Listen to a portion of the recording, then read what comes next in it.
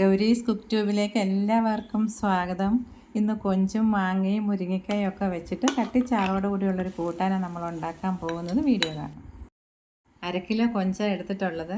ചെമ്മീൻ ഞങ്ങളിവിടെ കൊഞ്ചെന്നാണ് പറയുന്നത്. അപ്പോൾ കഴുകി വൃത്തിയാക്കി എടുത്തിട്ടുണ്ട്. ഇനി ഇതിലേക്ക് ചേർക്കാൻ വേണ്ടുന്ന സാധനങ്ങളൊക്കെ എടുക്കാം. 2 മുരിങ്ങക്കയാണ് ചേർക്കുന്നത്. മുരിങ്ങക്ക നന്നായിട്ട് കഴുകിയ ശേഷം ഇതുപോലെ നീളത്തിൽ മുറിച്ച് നടുകെ പിളർത്തി എടുക്കണം. മുരിങ്ങയ്ക്ക് അധികം വിളഞ്ഞിട്ടില്ല. ഈ പരുവത്തിന് എടുക്കുന്നതാണ് നല്ല രുചിയുള്ളത്. മാങ്ങ നല്ലപോലെ വിളഞ്ഞ പുളിയുള്ള മാങ്ങ. അപ്പം നമുക്ക് പുളി എത്ര വേണോ അതനുസരിച്ച് മാങ്ങ ചേർത്താൽ മതി. അപ്പം എൻ്റെ തൊലി മൊത്തമായിട്ട് കളയുന്നില്ല. ഇതേപോലെ തീരെ നൈസായിട്ട് അരിഞ്ഞാൽ വെന്തുടഞ്ഞു പോകും. അതുകൊണ്ട് ഒരുവിധം കനത്ത് വേണം ഇതുപോലെ അരിയേണ്ടുന്നത്.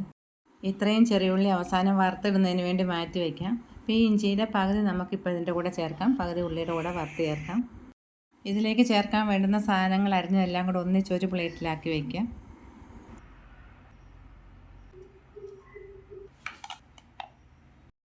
അരിഞ്ഞു വെച്ചിരിക്കുന്ന മുരിങ്ങയ്ക്കയും അതിൻ്റെ കൂടെ ഒരു കഷ്ണം ഇഞ്ചിയുടെ പകുതി കൊത്തി അരിഞ്ഞത് ഇതിൻ്റെ കൂടെ ചേർക്കാം. ഇനി ഇതിലേക്ക് 1/4 ടീസ്പൂൺ മഞ്ഞൾപ്പൊടി, 1/4 ടീസ്പൂൺ കല്ലുപ്പാണ് ചേർക്കുന്നത്, 1/4 ടീസ്പൂൺ മുളക് പൊടി. വേകാൻ ആവശ്യത്തിനുള്ള വെള്ളം ഒഴിക്കാം. ഇനി ഇത് നല്ലപോലെ തിളയ്ക്കുന്നവരെ ഒന്ന് അടച്ച് വയ്ക്കാം. ഇതുപോലെ തിളച്ച് കഴിയുമ്പോൾ ബാക്കി കഷ്ണങ്ങളും കൊണ്ടിട്ട് നല്ലപോലെ വേവിച്ചെടുക്കണം. 4 ചെറിയ ഉള്ളി നീളത്തിൽ കീറിയിട്ടായത്. മാങ്ങയുടെ കൂടെ കുറച്ച് കറിവേപ്പില, പച്ചമുളക് 3 എണ്ണം പിളർത്തിയത്, അതിനുശേഷം എടുത്ത് വെച്ചിരുന്ന് ചെമ്മീൻ ചേർക്കാം. വീണ്ടും കുറച്ച് കറിവേപ്പിലയും കൂടെ ചേർക്കുന്നുണ്ട്. ഇങ്ങനെ തണ്ടോടുകൂടി ചേർക്കുമ്പോൾ നമുക്കത് എടുത്തു മാറ്റുകയും ചെയ്യാം. ഇളക്കി എല്ലാം കൂടെ ഒന്ന് യോജിപ്പിച്ച ശേഷം തീ കുറച്ച് മീഡിയം ഫ്ലെയിം ആക്കി അടച്ച് വെച്ച് വേവിക്കാം. വച്ചിട്ടിപ്പോൾ ഒരു 10 മിനിറ്റ് ആയിട്ടുണ്ട്. നമ്മൾ വയ്ക്കുന്ന സമയത്ത് വെള്ളം കുറവായിരുന്നു. ഇപ്പോൾ മാങ്ങയിലെയും കൊഞ്ചിലെയും എല്ലാം വെള്ളം കൂടെ ഇറങ്ങി നല്ലപോലെ വെള്ളമുണ്ട്. മുരിങ്ങയ്ക്ക് കുറച്ചും കൂടെ വേവാനുണ്ട്. കുറച്ച് സമയം കൂടെ നമുക്ക് അടച്ച് വയ്ക്കാം. ഒരു മുറി തേങ്ങയിലേക്ക് അരയ്ക്കാൻ വേണ്ടി എടുക്കുന്നത്.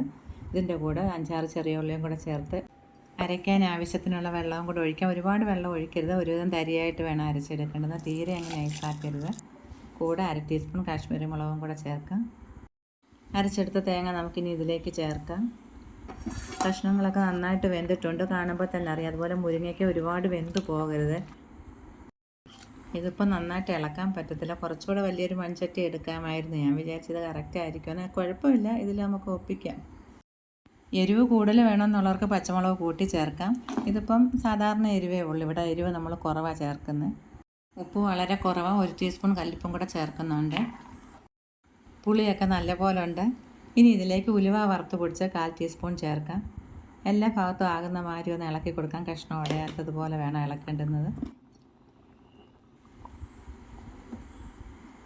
മുരിങ്ങയ്ക്ക് ആവശ്യത്തിന് വെന്തിട്ടുണ്ട്. ഇതുപോലെ ആകാം. നമുക്ക് കടിച്ച് തിന്നുന്ന മാതിരി കിട്ടണം. ഇനി ഇതിലേക്ക് കുറച്ച് വെളിച്ചെണ്ണ ഒഴിച്ച് നന്നായിട്ട് ചൂടായ ശേഷം 1/2 ടീസ്പൂൺ ഉലുവ ചേർത്ത് പൊട്ടാൻ തുടങ്ങുമ്പോൾ നമ്മൾ മാറ്റി വെച്ചിരുന്ന ഇഞ്ചിയും ചെറിയ ഉള്ളിയും അരിഞ്ഞതും കൂടെ ചേർത്ത് വറുത്തെടുക്കണം. ഗോൾഡൻ കളർ ആകുന്നത് വരെ. ഉള്ളി ഇതുപോലെ ഒന്ന് ചുവക്കാൻ തുടങ്ങുമ്പോൾ ഇതിലേക്ക് 3 പച്ചമുളക് 2ആയിട്ട് പിളർത്തി വെച്ചിട്ടുണ്ട്. അതും കൂടെ ചേർക്കാം. ഇപ്പോൾ തീ ഏറ്റവും കുറച്ചാണ് വെച്ചിട്ടുള്ളത്. ഇനി ഇതിലേക്ക് ആവശ്യമായിട്ടുള്ള കറിവേപ്പിലയും കൂടെ ചേർത്ത ശേഷം ഫ്ലെയിം ഓഫ് ചെയ്യാം. അപ്പോൾ ഉള്ളി കുറച്ചും കൂടെ മൂക്കാനുള്ളത് ഈ ചെറിയ ചൂടിൽ കിടന്ന് നന്നായിട്ട് മൂത്തോളും. 1/4 ടീസ്പൂൺ കാശ്മീരി മുളകും കൂടി ചേർക്കുന്നുണ്ട്. ഇങ്ങനെ ഉള്ളി വറുത്ത് ചേർക്കുമ്പോൾ തന്നെ നല്ലൊരു ടേസ്റ്റാണ്. നമുക്കിത് എന്തിൻ്റെ കൂടെ വേണമെങ്കിലും കഴിക്കാം. ചോറിൻ്റെ, ചപ്പാത്തിയുടെ, അപ്പത്തിൻ്റെ ഒക്കെ കൂടെ. മറ്റൊരു വീഡിയോയുമായി വീണ്ടും കാണാം. എല്ലാവർക്കും നന്ദി, നമസ്കാരം.